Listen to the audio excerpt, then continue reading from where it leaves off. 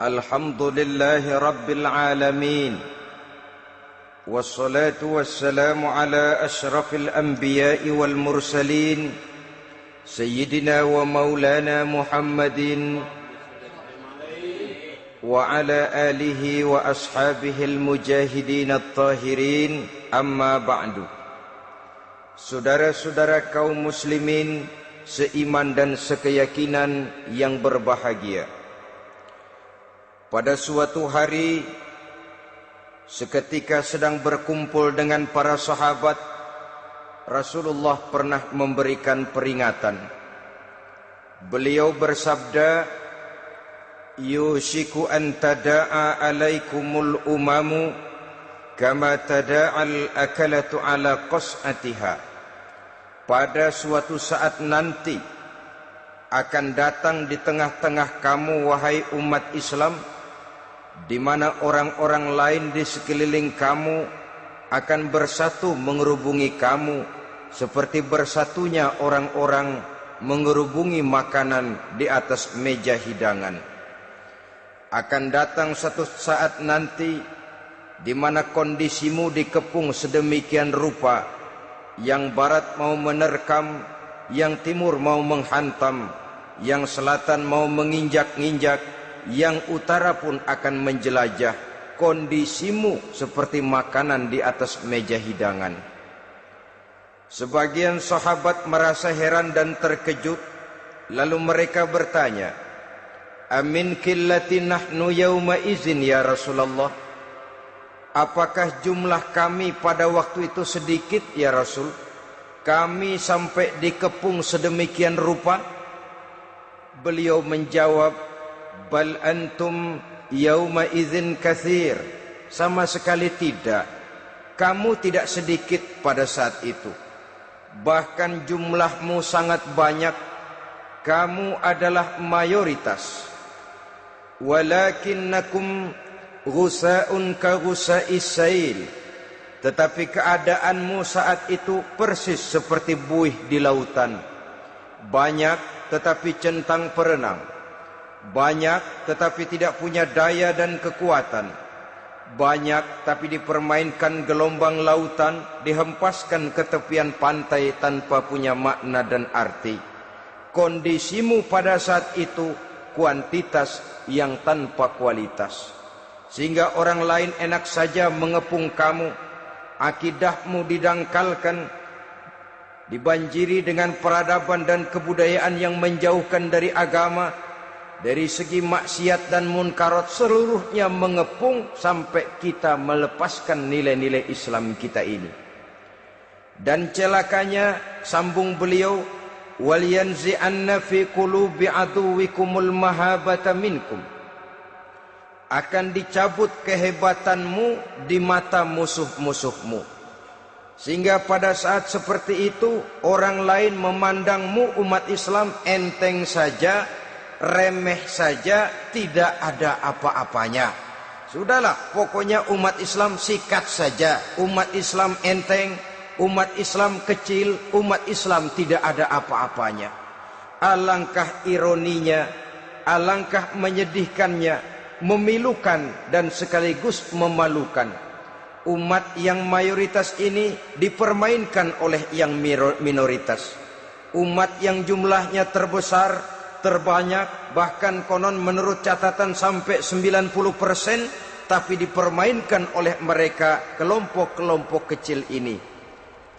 Wal yakzifanna fi qulubikumul wahn.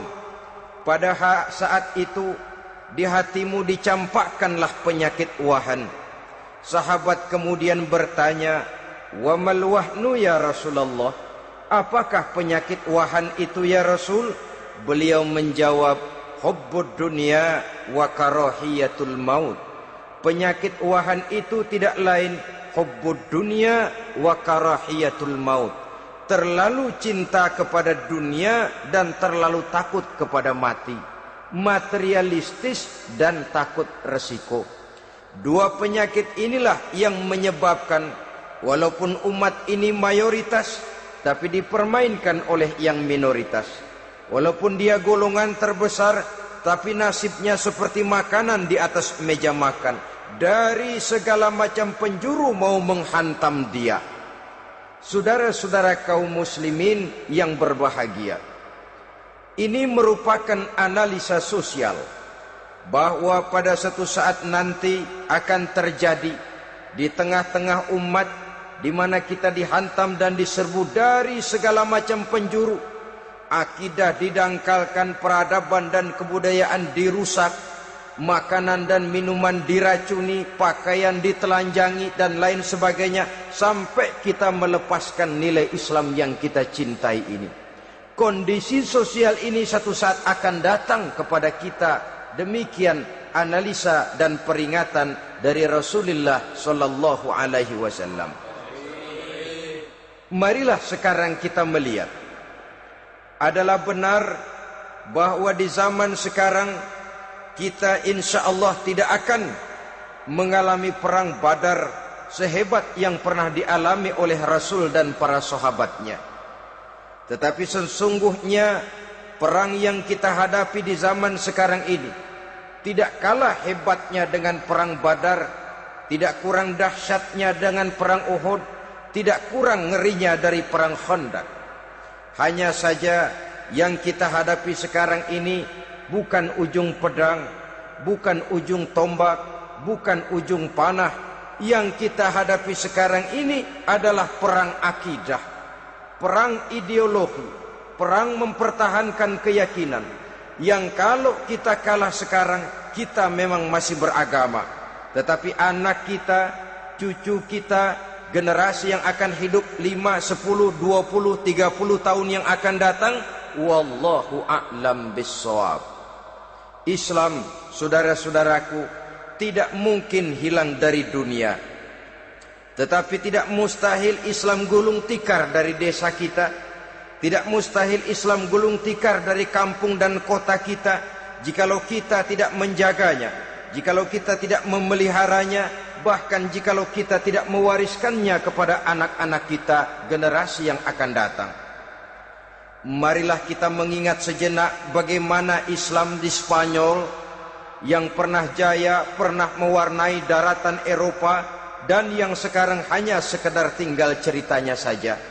Ini pernah diperingatkan oleh Rasul dalam satu hadis, sayati ala ummati zamanun la yabqal Islam illa ismun wala minal Quran illa rasmun. Akan datang satu masa di tengah umatku di mana pada masa itu Islam ada tapi hanya tinggal sekedar namanya saja, dan Quran pun ada tapi cuma sekedar tinggal tulisannya saja. Apabila kita tidak mewariskan ini kepada generasi yang akan datang, maka serbuan-serbuan dari berbagai macam penjuru dari hari ke hari semakin kita rasakan kehebatannya.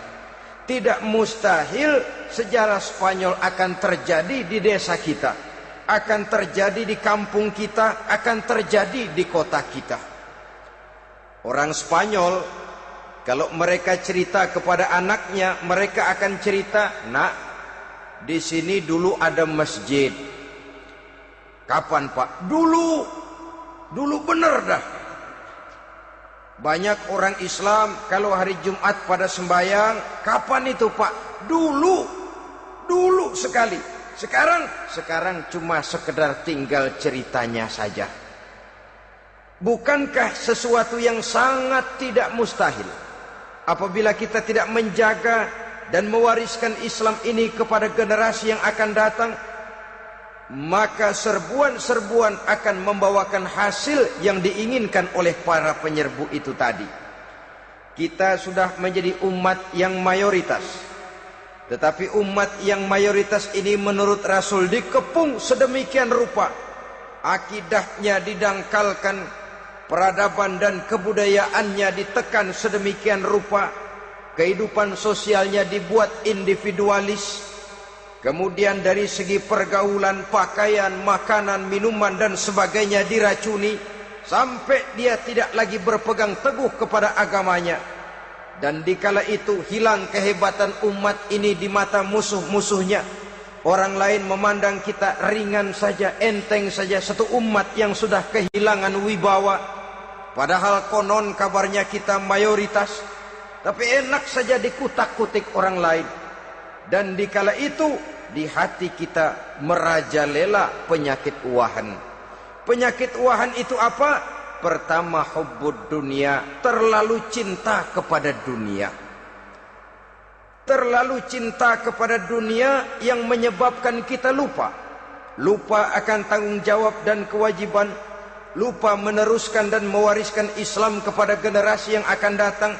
Kita berlomba hanya untuk mengejar dunia dan seluruh isinya, baik dia bernama material, baik dia bernama seksual, baik dia bernama pangkat, jabatan dan kedudukan. Berlomba-lomba kita di dalamnya sampai tercampaklah penyakit hubbud dunia di dalam hati ini. Berurat dan berakar dunia itu, sulit dan berat kita berpisah daripadanya. Akibatnya kemauan untuk berbuat demi dan atas nama agama sangat sulit terwujud di dalam kehidupan ini. Yang kedua, karahiyatul maut, terlalu takut kepada mati. Baik mati ajal, mati dalam artian yang sebenarnya, baik mati usahanya, baik mati karirnya, baik mati pangkat dan jabatannya.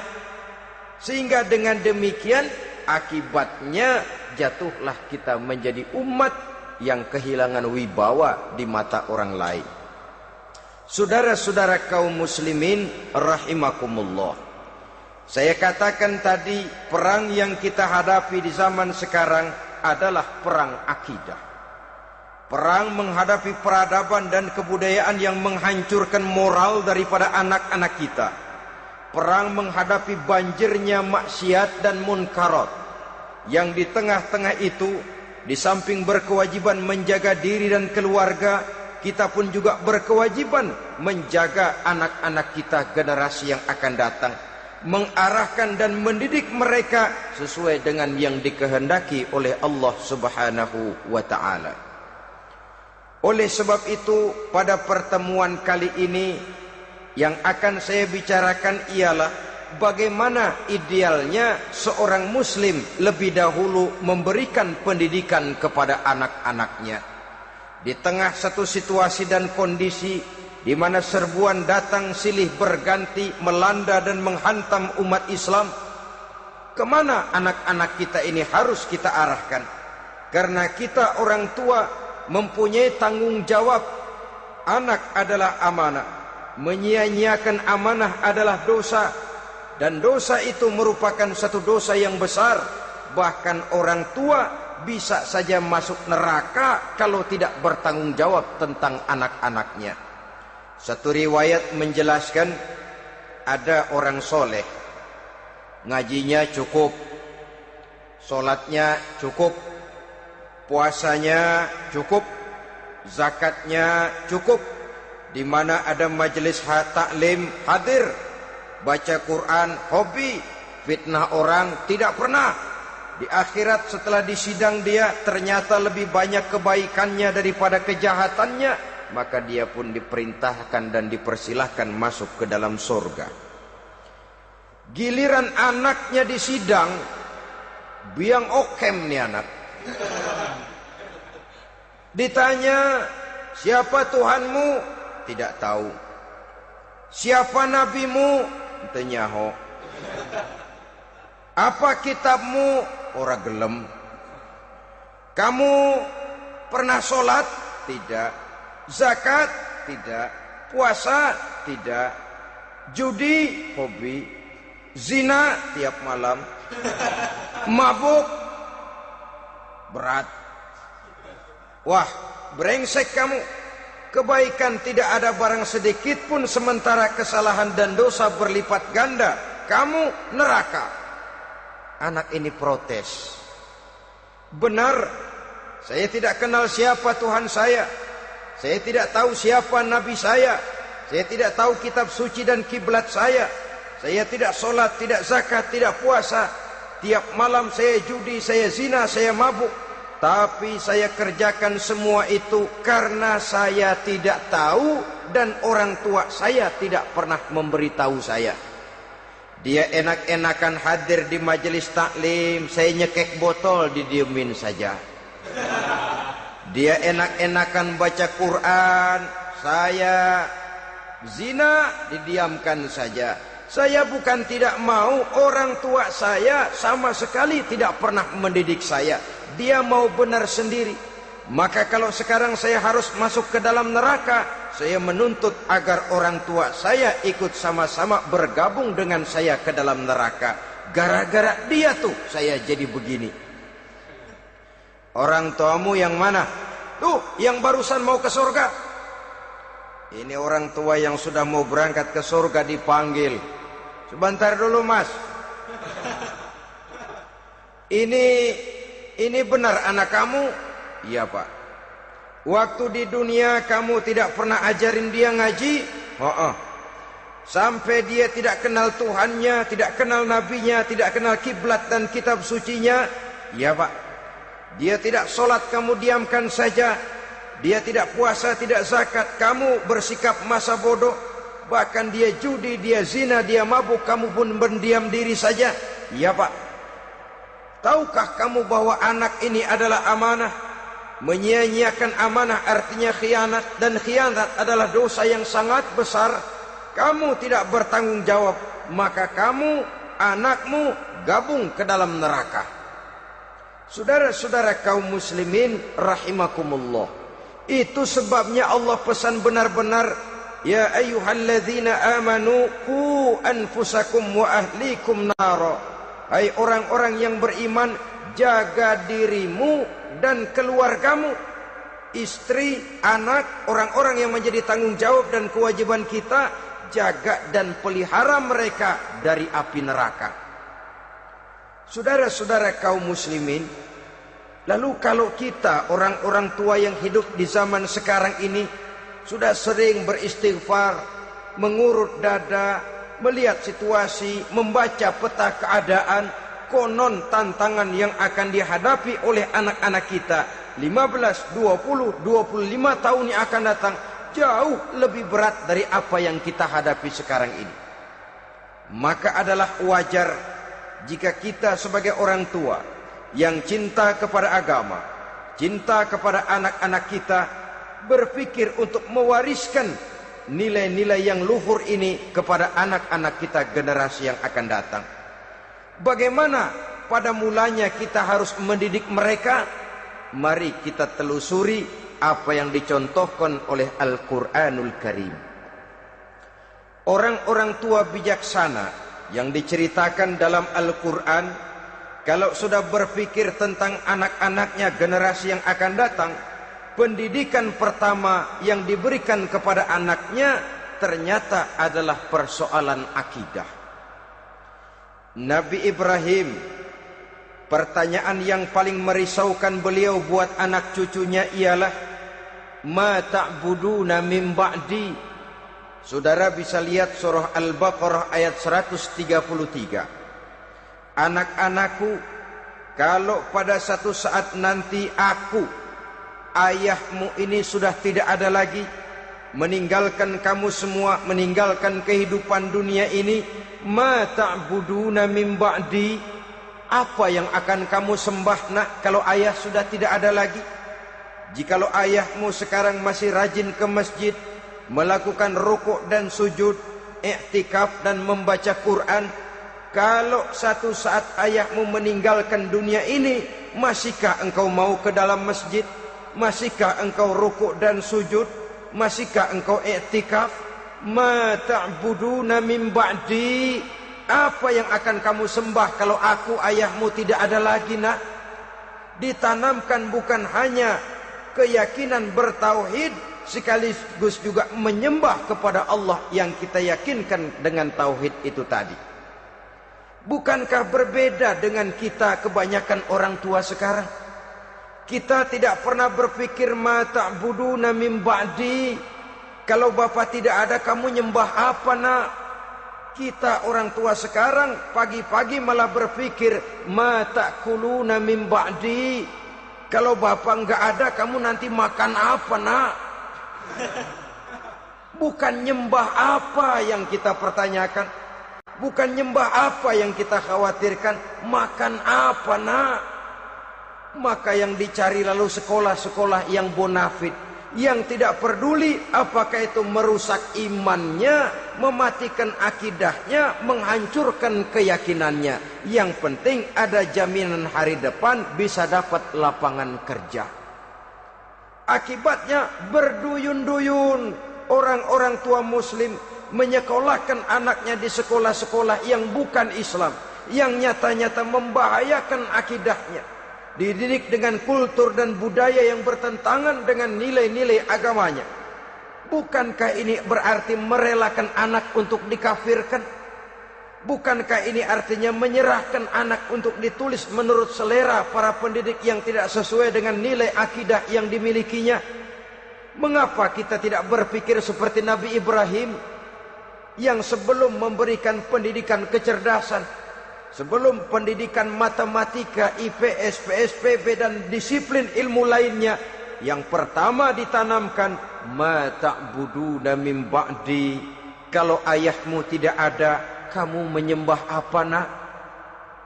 Menyembah Allah apa nanti malah menyembah harta? Menyembah Allah apa nanti malah mendewa-dewakan pangkat dan jabatan? Menyembah Allah apa malah nanti menyembah alam? Itu yang dikhawatirkan Nabi Ibrahim kepada generasi yang akan datang.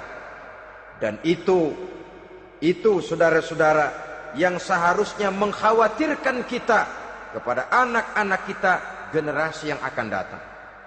Lihatlah serbuan akidah di zaman sekarang ini.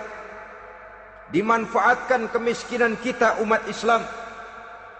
Diberikan kita tawaran berupa beras, pakaian, obat-obatan, kalau perlu beasiswa, asal bisa melepaskan keislaman kita ini. Bertahap, sedikit demi sedikit, step by step, shibran bi shibrin wa zira'an bi zira'in.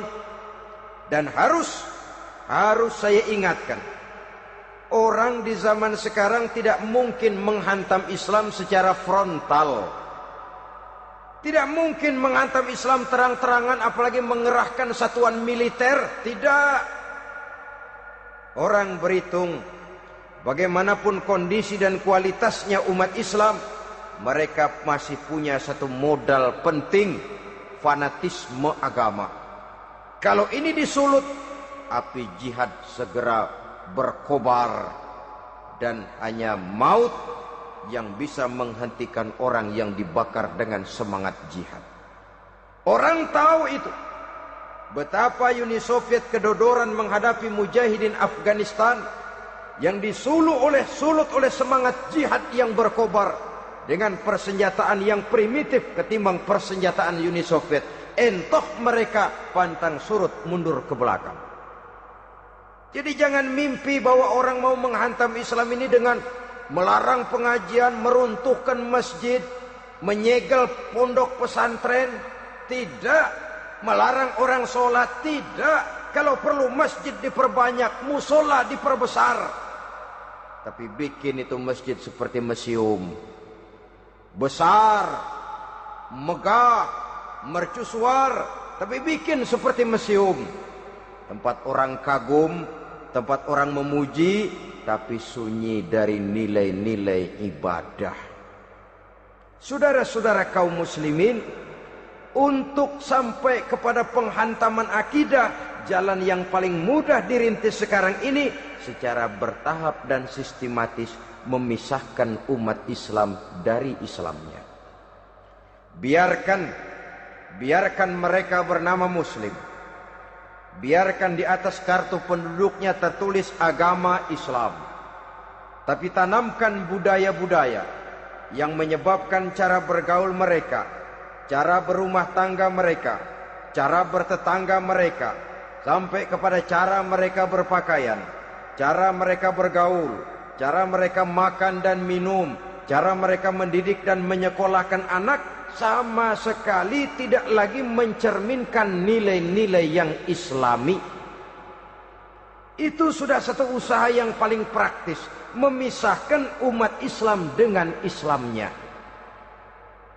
Kalau sadarlah kita ke arah ini usaha orang di zaman sekarang, maka yang harus pertama kita tanamkan kepada anak-anak kita, didik mereka dengan jiwa tauhid yang mengkristal di dalam batinnya, meresap sampai ke tulang sumsumnya, yang tidak akan sampai pun nyawa berpisah dari badannya, akidah itu tidak akan berpisah dari hatinya. Bahkan dia sanggup dengan tegar berkata, lebih baik saya melarat karena mempertahankan iman daripada hidup mewah dengan menjual akidah. Satu khittah, satu garis kehidupan yang perlu kita wariskan kepada anak-anak kita, generasi yang akan datang. Dahulu ada satu tradisi, saudara-saudara. Kalau anak gadis kita dilamar orang, orang lalu bertanya, anakmu mau ngelamar gadis saya, apa sudah khatam Quran berapa kali? Apa sudah bisa baca kitab macam-macam dan lain sebagainya? Sehingga lahirlah satu kebanggaan. Apapun motifnya, tapi pertanyaan semacam ini zaman sekarang sudah langka. Paling-paling yang ditanya kalau anaknya dilamar orang, anakmu kerja di mana? Gajinya sebulan berapa? Kendaraannya bebek apa soang? Apa-apa? Itu yang kita pertanyakan, berkisar di seputar materi, kerja, job, status sosial, dan lain sebagainya. Perkara bisa baca Quran atau tidak, nomor 18. Perkara sembahyangnya rajin apa tidak, nomor 36. Saudara hadirin, akibatnya terjadi pergeseran nilai. Maka mendidik anak menurut tuntunan Quran adalah seperti yang diberikan contoh oleh Luqmanul Hakim, yang diceritakan dalam surah Luqman mulai ayat 11 dan selanjutnya. Apa pendidikan pertama yang harus kita berikan kepada anak? Pertama, ya bunayya la tusyrik billah. Wahai anakku, jangan sekali-kali engkau menyekutukan Allah. Nak, jaga tauhid, pelihara iman, mantapkan akidah. Ini dasar yang pertama. Belum lagi anak mengenal berbagai macam disiplin ilmu, yang pertama ditanamkan tauhid. Ini yang mendasari kehidupan. Ini yang akan menjadi mewarnai dan menjadi warna dari kepribadian seseorang. Sentuhan jiwa tauhid di dalam diri si anak. Belum lagi sempat dia kenal yang lain. Yang pertama yang kita tanamkan, kita wariskan, kita berikan, la tusyrik billah. Jangan sekali-kali menyekutukan Allah. Nah, kalau ini sudah tertanam, ini sudah merupakan satu fondasi yang kuat. Selebihnya nanti tinggal melihat bakat si anak, kemana dia harus dididik. Yang terpenting nilai iman lebih dahulu tanamkan. Dan untuk menghancurkan nilai keimanan, saudara-saudara, saya katakan, ingatkan kepada hadis di awal tadi, dikepung kita dari berbagai macam penjuru agar bila bisa melepaskan nilai-nilai iman dan keyakinan. Proses pendangkalan akidah, ditanamkan keraguan kepada agama, ditanamkan rasa malu beragama, sholat malu, baca Quran malu, berangkat ke masjid malu, pakai jilbab malu. Ditanamkan rasa malu beragama, sehingga bertahap sedikit demi sedikit kita mulai berpisah dengan kehidupan beragama. Ditanamkan hal yang sedemikian rupa dari berbagai macam penjuru. Dihantam akidah, akidah kuat, dihantam dari segi peradaban dan kebudayaan. Diperbanyaklah peradaban dan kebudayaan yang bukan mendekatkan kita dengan agama, malah mendekatkan kita dengan neraka. Menjauhkan kita dari agama, menjauhkan kita dari nilai-nilai luhur yang diwariskan oleh orang-orang tua kita terdahulu. Adalah kewajiban kita yang pertama, mendidik anak, menanamkan roh, jiwa, dan semangat tauhid di dalam diri mereka. Saudara-saudara kaum muslimin rahimakumullah, Kenapa kita lebih dahulukan menanamkan jiwa, roh dan semangat tauhid ini kepada anak-anak kita? Pertama, kita tidak hanya ingin sekedar mempunyai anak yang pintar, tetapi lebih daripada itu kita pun ingin mempunyai anak yang benar. Segala macam disiplin ilmu, segala macam bentuk penalaran ilmiah dan pengisian intelektualitas manusia mungkin di satu sisi akan membuat dia pintar, tapi di sisi lain belum tentu akan membuat dia benar. Nabi pernah memberikan peringatan, man izdada ilman walam yazdad huda lam yazdad minallahi illa bu'da. Orang yang hanya bertambah ilmu pengetahuannya tapi tidak bertambah hidayah dari Allah, tidak makin mantap keimanannya, maka seluruh nilai-nilai ilmunya hanya akan menjauhkan dia dari Allah Subhanahu wa taala. Dan adalah lebih merupakan azab daripada nikmat kalau kita diberikan ilmu pengetahuan yang hanya akan menyebabkan kita semakin jauh dari Allah Subhanahu wa taala. Yang kedua, sesungguhnya roh, jiwa dan semangat tauhid yang melekat dalam diri anak pada puncaknya akan melahirkan satu disiplin murni yang tumbuh dari dalam dirinya sendiri, di mana si anak dalam kehidupannya merasakan dimanapun dia berada, kemanapun dia pergi, ia selalu merasakan kehadiran Allah dekat dalam hidupnya. Ia sadar sesadar-sadarnya bahwa tidak ada satu perbuatan yang bagaimanapun kecilnya yang bisa disembunyikan dari kekuasaan Allah Subhanahu wa taala. Yang ketiga, dengan penanaman roh, jiwa dan semangat iman ini, maka diharapkan anak-anak nanti pada pertumbuhannya sanggup mengendalikan hawa nafsunya. Dengan kata lain, bahwa penanaman jiwa tauhid, penanaman roh dan semangat keimanan ini merupakan kondisi dasar yang harus dilakukan sebelum yang lain-lainnya. Kemudian pendidikan kedua yang diberikan oleh Al-Quran melalui contoh dan model dengan Luqmanul Hakim ini, setelah menanamkan tauhid, ditanamkanlah kepada si anak ini rasa hormat kepada orang tuanya. Wa wassaynal insana biwalidayhi, dan kami wasiatkan kepada manusia untuk berbakti kepada ibu bapaknya. Hamalathu ummuhu wahnan ala wahnin, karena ibunya telah mengandungnya dengan kepayahan di atas kepayahan. Maksudnya dengan kepayahan dan kelelahan yang berlipat ganda. Sehingga ketika Rasul ditanyakan orang, "Ya Rasul, siapa yang paling harus saya taati di dunia ini?" Beliau menjawab, "Ibumu." Kemudian, "Siapa lagi ya Rasul?" "Ibumu." Setelah itu, "Siapa lagi ya Rasul?" "Ibumu." Dan kemudian, "Siapa ya Rasul?" "Bapakmu." Ibu, ibu, ibu, bapak. Bahkan al-jannatu tahta aqdamil ummahat, surga berada di bawah telapak kaki ibu. Bagaimana menanamkan rasa hormat kepada orang tua di hati anak? Tentu yang pertama, bagaimana orang tua bisa memberikan keteladanan. Marilah kita sebagai orang-orang tua ini menyadari bahwa sebelum anak kenal sekolah dasar, sebelum anak kenal TK, ibtidaiyah, sanawiyah sampai kepada perguruan tingginya, yang pertama dia kenal adalah lingkungan rumah tangganya, gurunya adalah ibu bapaknya. Di sini berlakulah apa yang dinamakan keteladanan. Keteladanan jauh lebih berhasil daripada sekedar teori-teori yang muluk. Keteladanan jauh lebih berhasil daripada berbagai macam indoktrinasi dan penataran. Kurangnya keteladanan akan menyebabkan anak mencari pola. Apabila kita orang tua ini tidak bisa memberikan keteladanan yang baik kepada anak-anak kita, maka pada suatu saat anak-anak akan menganggap enteng dan kehilangan wibawa kita sebagai orang tua di mata mereka. Dikala itu akan sangat sulit kita membentuk kepribadian mereka.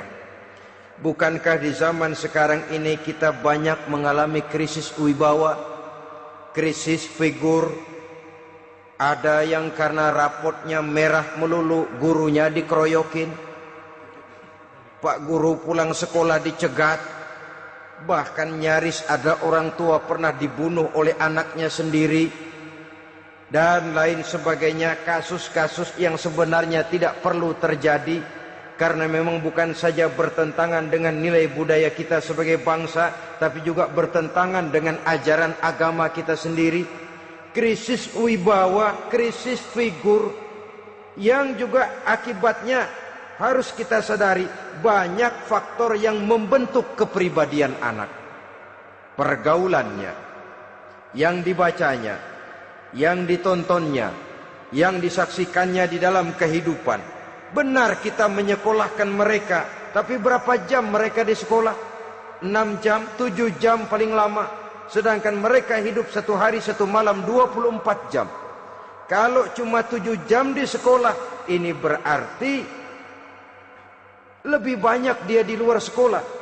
Dan di luar sekolah itu artinya ya rumah tangganya, ya temannya, ya lingkungan di mana dia tinggal, yang seluruhnya sangat besar pengaruhnya dalam ikut membentuk kepribadian anak-anak kita. Saya katakan tadi, di samping kita menghadapi perang akidah, kita pun berhadapan di dalam perang menghadapi peradaban dan kebudayaan yang bukan saja menjauhkan kita dari agama, tetapi sanggup menghancurkan moral daripada anak-anak kita. Secara pribadi, saudara-saudara, saya iri, saya kagum misalnya dengan kemajuan yang diperoleh oleh negara tetangga kita, Jepang misalnya. Padahal tahun 45 ia pun hancur lebur oleh meledaknya atom di Hiroshima dan Nagasaki. Tapi bagai satu tenaga raksasa kemudian Jepang bangkit menjadi satu negara superpower di Asia. Bahkan gurunya saja Amerika sekarang ini kewalahan menghadapi perang dagang dengan Jepang ini. Dan yang menarik, Jepang bisa maju dan modern dengan tetap menjadi Jepang, tanpa harus kehilangan identitasnya sebagai satu bangsa, tanpa harus kehilangan kepribadiannya sebagai satu bangsa. Sebagai negara yang sedang berkembang, kita sering latah. Kita ingin meniru Barat, tapi bukan teknologinya, westernisasinya yang kita tiru. Bukan isinya, kulitnya yang kita ambil. Akibatnya apa? Modernnya belum, orangnya sudah Barat. Bergaulnya sudah cara Barat, berumah tangganya sudah cara Barat, berpakaiannya sudah cara Barat, mendidik anaknya sudah cara Barat. Di mana ketemu orang tua cukup hello daddy. Kulitnya kita ambil, sementara isinya kita campakkan. Ironi dan menyedihkan. Padahal kita sesungguhnya bisa maju dan modern, bisa mengejar segala ketinggalan dan keterbelakangan kita, dengan tetap menjaga nilai-nilai luhur budaya kita sebagai satu bangsa, mengambil isinya, dan kalau memang tidak perlu, lalu mencampakkan kulitnya. Pengaruh peradaban dan kebudayaan yang menghancurkan moral daripada anak-anak kita oleh pesatnya arus teknologi, oleh pesatnya arus komunikasi, di mana hal-hal yang terjadi di belahan dunia lain dapat kita saksikan hari ini juga melalui layar televisi, yang terjadi di Amerika, di Eropa, di Afrika, di ujung dunia yang paling ujung sekalipun. Di ujung dunia yang paling ujung, hari ini kejadian, hari ini sudah bisa kita saksikan. Pesatnya arus komunikasi, kalau jatuh ke tangan anak-anak kita yang belum mempunyai filter, daya saring positif, akan dicerna oleh mereka tanpa memilah dan memilih. Akibatnya orang kampung bilang kelolodan. Makan nggak dikunyah lagi, tentu saja akhirnya kelolodan. Dan kalau sudah kelolodan, menyusahkan kita seluruhnya. Oleh karena itu budaya menghormati orang tua perlu dijaga, perlu dipelihara dan diwariskan kepada anak-anak kita. tali silaturahmi sehingga ada respeknya kepada orang tuanya. Jangan bapaknya dianggap CS, ibunya dianggap CS, kakeknya dianggap CS.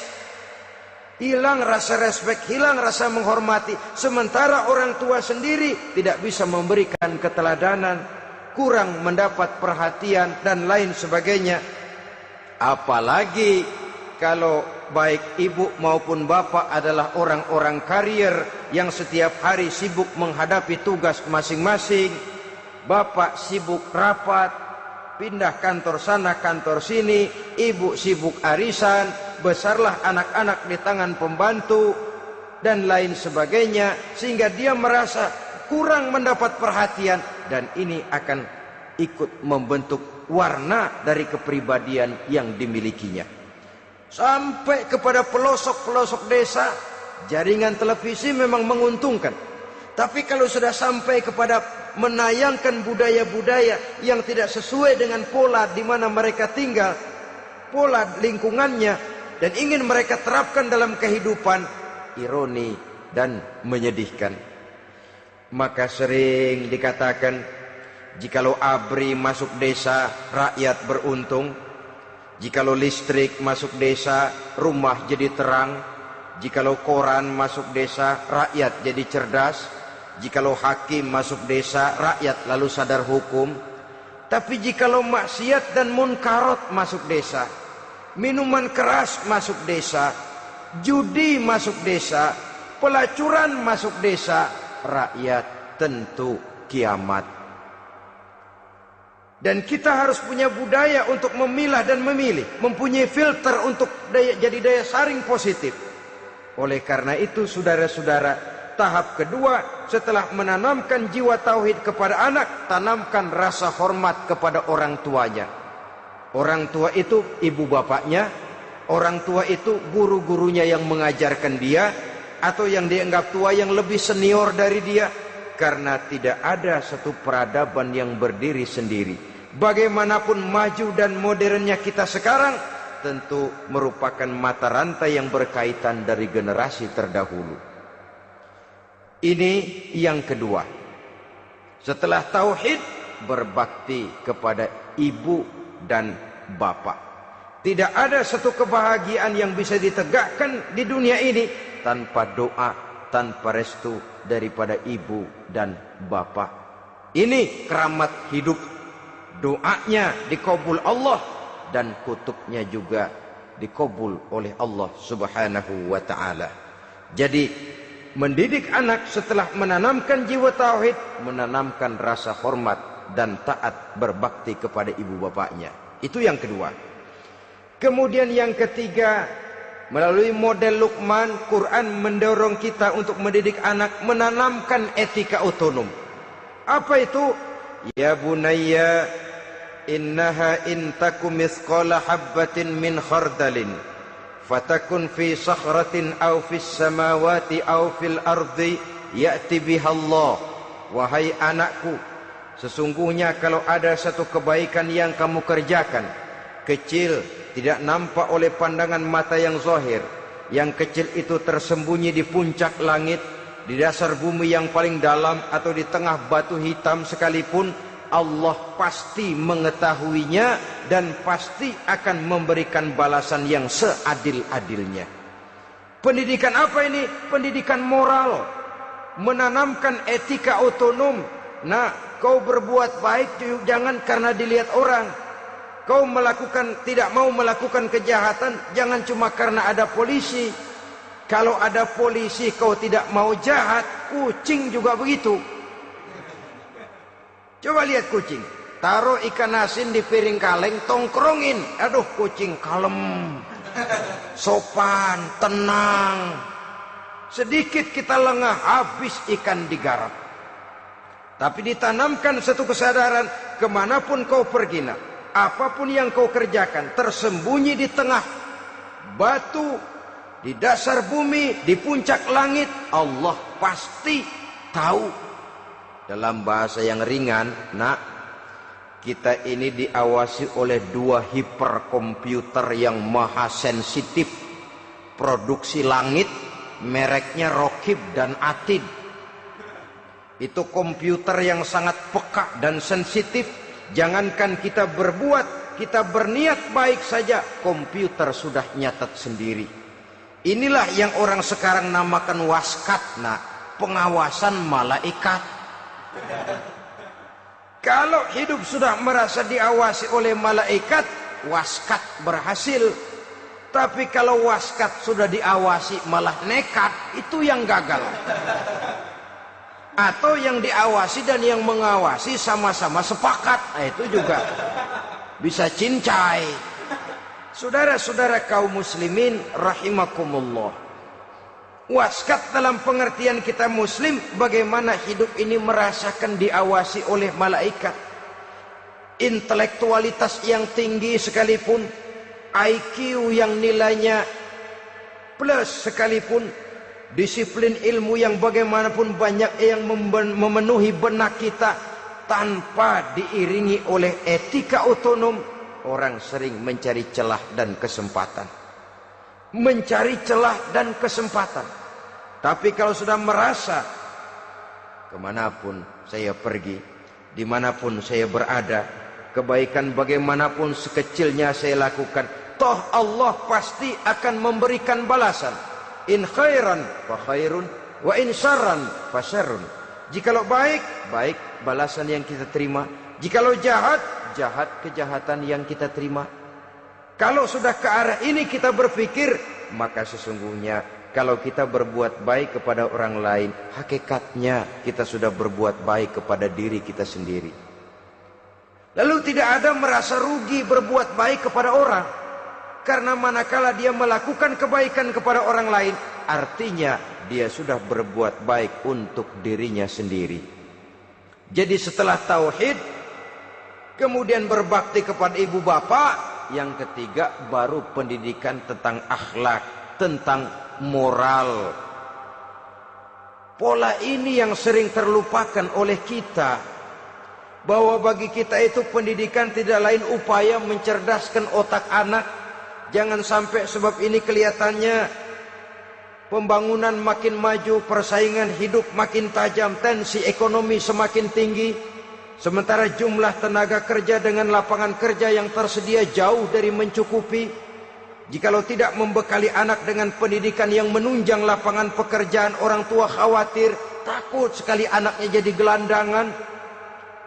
Dikhawatirkannya kehidupan dunia ini, sementara dia lupa kalau anaknya bisa jadi gelandangan di akhirat.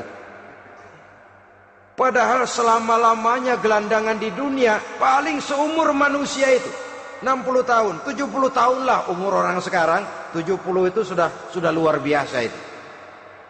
Tapi kalau harus menggelandang di akhirat, menjadi gelandangan di akhirat, alangkah menyedihkannya.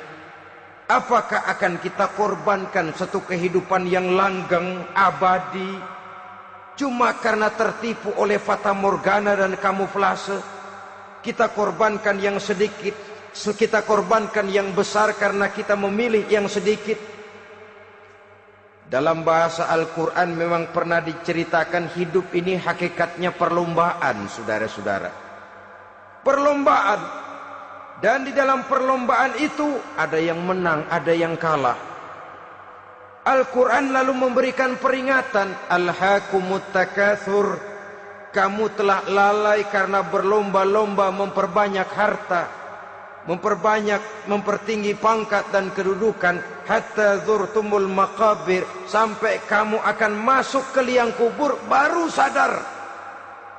Apalagi kalau nafas sudah sampai di tenggorokan. Persis Fir'aun sudah tenggelam di lautan merah, mau mampus, baru dalam sekaratnya amantu bi Rabbi Musa wa Harun. Kalau begini caranya, saya juga percaya kepada Tuhan Musa dan Harun, percaya kepada Allah. Sudah mau mati, baru amantu bi Rabbi Musa, kami percaya kepada Tuhan Nabi Musa, kata Fir'aun. Malaikat maut kesal benar, dilelepin terus di laut, mampus tuh sekalian. Hidup ini memang kita berlomba. berlomba dengan waktu, berlomba dengan umur, berlomba dengan tenaga, berlomba dengan tetangga. Yang jangankan kita sampai mundur, berhenti saja sejenak, kita akan ditinggalkan oleh yang lain. Tiada kata mundur, bahkan tiada kata berhenti. Sekali kita melangkah, melangkahlah terus. Tapi berlombalah seperti yang dikehendaki Quran. Fastabiqul khairat. Berlomba-lombalah di dalam kebajikan. Jangan berlomba-lomba di dalam kemaksiatan, kemunkaran, kejahatan.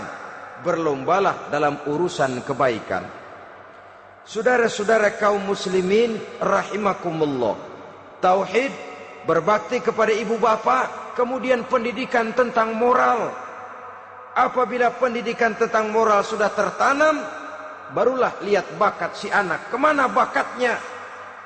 Anak saya kelihatannya dari kecil demennya main bedil-bedilan saja. Abri kali itu. Kirim ke Magelang, masukkan akabri. Tapi dengan syarat 3 itu tadi. Iman sudah tertanam, rasa bakti kepada ibu bapak sudah ada, dan punya nilai moral. Sehingga boleh jadi nanti dia menjadi jenderal yang beriman, yang berbakti kepada ibu bapaknya, dan punya moral yang tinggi. Kan lebih baik rakyat rendah tapi akhlaknya tinggi, daripada pejabat tinggi tapi moralnya rendah. Jauh lebih baik rakyat rendah punya moral tinggi ketimbang pejabat tinggi punya moral rendah. Nilai moral ini yang jadi ukuran dan barometer di masyarakat. Yang ini yang sering kita lupakan. Bahwa kehancuran satu bangsa dimanapun di dunia ini selalu dimulai dengan kehancuran moral daripada bangsa itu sendiri. Sekarang membina nilai moral ini berat. Gadis kita, remaja, putri diberikan pakaian jilbab, mungkin dia sendiri masih setengah-setengah, ditambah lagi oleh ledekan temennya. Jilbab lah kuno. Bau sorga lah, bau masjid lah, bau menyan lah. Ditanamkan rasa malu untuk hidup dekat dengan agama. Kalau moral semacam ini sudah tertanam, sedikit demi sedikit kita mulai mengucapkan selamat tinggal kepada agama. Dan kemalangan apa yang lebih malang kalau kita sudah jauh dari agama ini? Bukankah Islam telah menyelamatkan manusia dari penyakit jahiliyah dan membawanya kepada satu kehidupan yang maju dan modern? Kalau kita tinggalkan Islam ini, bukankah artinya kita akan kembali kepada satu zaman jahiliyah? Hanya saja jahiliyah itu berada di abad modern.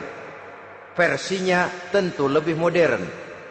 Kalau zaman jahiliyah dulu mabuknya pakai arak, zaman sekarang sudah macam-macam orang bisa mabuk. Kalau zaman jahiliyah dulu anak perempuan dikubur hidup-hidup, zaman sekarang kadang-kadang belum sempat lahir ke dunia, malah sudah dibunuh lebih dahulu. Versinya saja yang berbeda.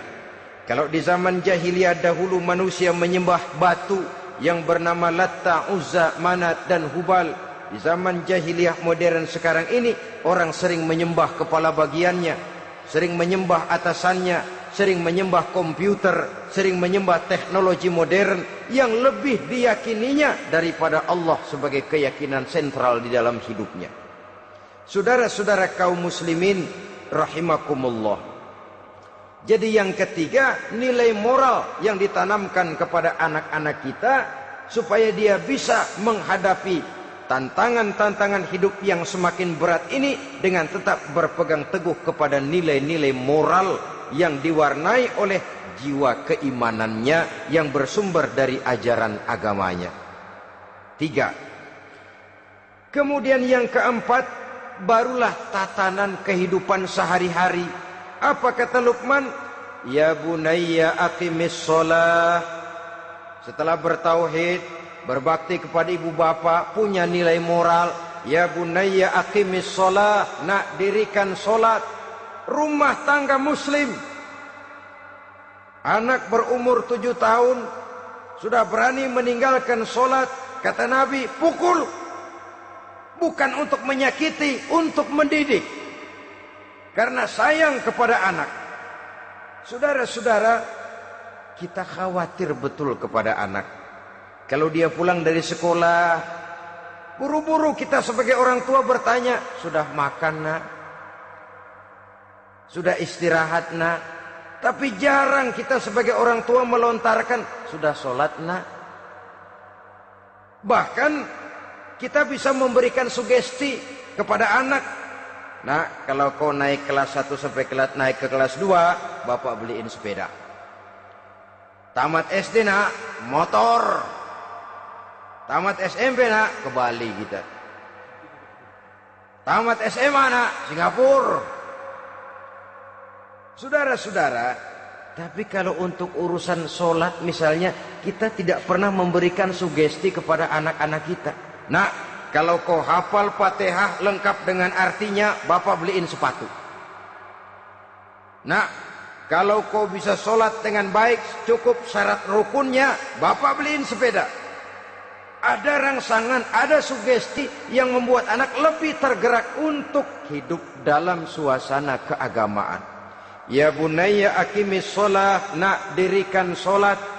Sebab ini sandaran vertikal yang paling langsung antara manusia dengan Tuhannya. Menyadari bahwa sepanjang yang bisa dilakukan oleh manusia hanyalah berusaha, dan kepastian sepenuhnya ada di tangan Allah. Dengan sholat kepribadianmu diperteguh, dengan sholat sandaran vertikalmu kepada Allah diperkuat. Dan pada waktunya nanti Al-Quran memberikan bimbingan, hendaklah minta tolong kepada Allah dengan sabar dan tetap mendirikan sholat. Ya bunayya aqimis sholat. Setelah itu, wa'mur bil ma'rufi wanha 'anil munkar. Tegaklah membina yang ma'ruf, tegaklah mencegah yang munkar. Ini sikap hidup sudah. Sholat tadi tugas hidup. Lalu sikap hidup tampil di tengah masyarakat, membina yang ma'ruf, mencegah yang munkar sesuai dengan kesanggupan masing-masing. Bukankah setiap kita kepingin punya anak yang bermanfaat, setidaknya bagi keluarganya, syukur kalau bisa bagi lingkungannya, bagi masyarakat, bangsa dan negaranya. Dan satu di antara tanda orang yang bermanfaat, kalau dia bisa hidup menjadi penganjur yang ma'ruf dan pencegah yang munkar. Dan itu kalau tidak ada hidayah, sulit orang mau melaksanakan itu. Sebab apa? Ada kecenderungan belakangan ini di mana agama dianggap urusan pribadi. Sehingga orang lalu sering bilang, jangan bawa-bawa agama dah, itu kan bukan urusan agama. Ini sudah ciri berpikirnya sekuler. Jangan bawa-bawa agama.